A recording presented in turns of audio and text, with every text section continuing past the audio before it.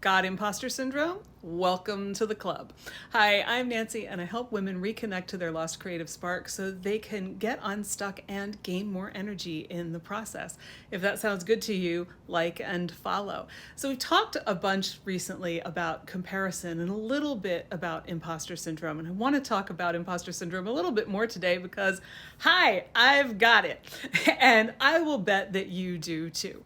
So I recently participated in a Star Trek Deep Space Nine anthology that just came out a couple of weeks ago. I was invited to write something for it. Each writer got to talk about a single episode and was thrilled.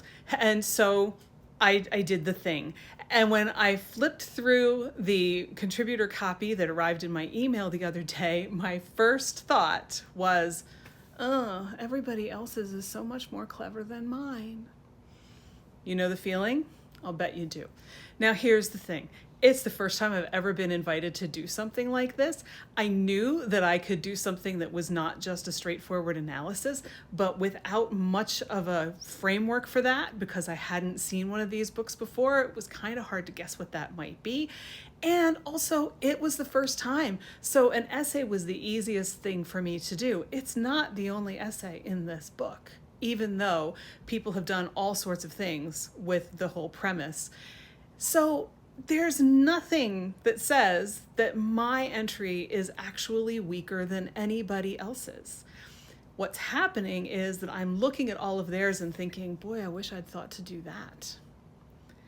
Well, I didn't. And if I were my own client, that's what I would point out. You didn't know. It was the first time through it. You didn't have much of a frame of reference for this project. And so you wrote something you liked that was in a style you knew you could do. Now that you've seen more of it, you have a better idea for what you might be able to do next time. But none of those things that you're beating up on yourself about are actual proof that your entry is not as good as anybody else's. So if you find yourself dealing with this trap of imposter syndrome, I hope that you will talk to yourself more like I would talk to my client than like I've been talking to me for a little while now.